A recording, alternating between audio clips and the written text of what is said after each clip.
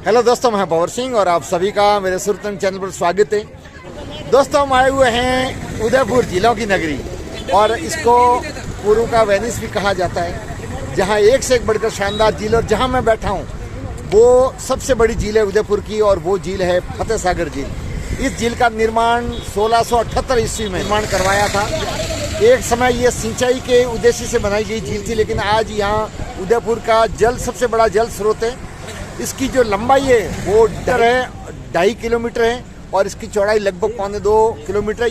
इसकी गहराई 13.5 मीटर है। अधिकतम औसत गहराई है वो उसकी 5.5 मीटर है और ये आज भी लबालब भरी हुई है। तो दोस्तों, चले बोटिंग करते हैं और इस झील का आपको शानदार नज़ारा दिखाते हैं, साथ ही साथ इसकी रोचक जानकारी भी उपलब्ध करवाते हैं। तो देखें और चलें। तो दोस्तों, नौकायान करने के लिए सबसे पहले टिकट लेना पड़ता है। आप देख रहे हैं ये टिकट खिड़की है और यहाँ पर बोर्ड भी लगा हुआ है।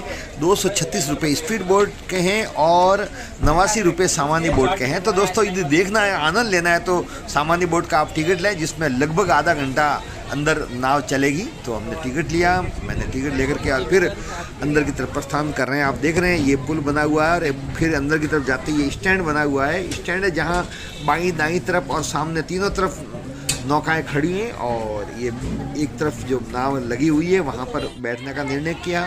बहुत सारे पर्यटक भी आए हुए हैं, कॉलेजों के, स्कूलों के बहुत सारे विद्यार्थी भी भ्रमण करने के लिए आए हुए हैं, आप देख रहे हैं। और यहीं से हम ये नज़ारा आपको दिखा रहे हैं। नाव में बैठा हूँ, स्टार्ट हो गई है नाव और एक बार नाव ने चलना आरंभ कर दिया तो फिर बहुत ही आनंददायक पल होता है वो नज़ारा। आप देख रहे हैं बहुत सारे बच्चे भी आए हुए हैं, वो भी इसी नाव में बैठे हुए हैं। और ये पहाड़ियों से घिरा हुआ झील का अर्थ ही होता है वो स्थान, जल का वो स्थान जहाँ चारों ओर पहाड़ियों से घिरा हुआ और बीच में पानी का प्राकृतिक भरा हुआ, वो झील कहलाती है। झील 2 प्रकार की होती है, कृत्रिम और प्राकृतिक। दोस्तों, आपकी जानकारी के लिए बता दूं, इसका पुराना नाम देवाली तालाब भी है और ये 1678 ईस्वी में महाराणा जय सिंह ने इसका निर्माण करवाया था प्रथम बार। लेकिन उस समय ये इसकी जो पाल थे, किनारा था, वो मिट्टी से बनी हुई थी और लेकिन बाढ़ आने के कारण से ये पूरा का पूरी जो झील थी वो टूट गई थी। और उसके बाद में 1884 से लगा करके 1934 तक जब महाराणा फतेह सिंह जी थे उस दौरान इसका पुनर्निर्माण करवाया और उसके बाद में इसका नाम रखा गया फतेह सागर झील। लेकिन पुराना नाम इसका देवाली तालाब है दोस्तों। और ये बहुत बड़ी झील है, वर्तमान में उदयपुर का सबसे बड़ा जल स्रोत भी इसको माना गया है। यहीं से पानी की सप्लाई होती है। बहुत ही मीठे पानी की ये झील है और बहुत ही सुंदर है।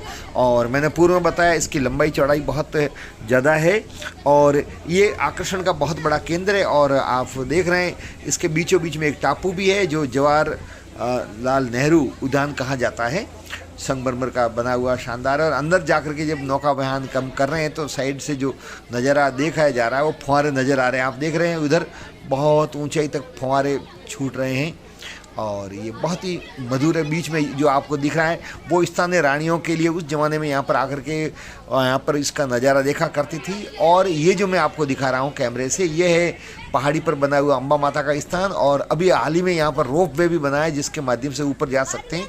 सबसे पहला उदयपुर का रोप वे करणी माता मंदिर का है जो माछला मगरे पर स्थित है और ये दूसरा अम्बे माता का जो रोप वे है वो वहाँ पर बना हुआ है। और ये लबालब अब भी पानी से भरी हुई है, पर गत साल अच्छी बारिश हुई थी तो यहाँ का नज़ारा देखते ही बनता है। आपको दिखाई दे रहा है शानदार ये नज़ारा और हम इसमें बैठे हुए हैं, बहुत सारे लोग और भी हैं साथ में। और ये जो बना हुआ आप देख रहे हैं ये है पहली सौर वेधशाला है जो 1975 में बेल्जियम ने यहाँ पर एक टेलीस्कोप का निर्माण करवाया था। और ये बहुत ही पुरानी सौर वेधशाला और ये भारत की प्रथम सौर वेधशाला है। ये बिल्कुल करीब से होकर के हमारी नौका जा रही है तो मैं आपको नज़दीक से कैमरे से बता रहा हूँ। ये बहुत पुराना, मैं भी बचपन से यहाँ पर आता रहा हूँ तो कभी का देख रहा हूँ और पढ़ने पर ज्ञात हुआ कि 1975 में इसका निर्माण बेल्जियम ने के सहयोग से यहाँ पर हुआ था और सबसे पहले टेलीस्कोप यहाँ का निर्माण किया गया था और यहाँ पर अध्ययन होता है।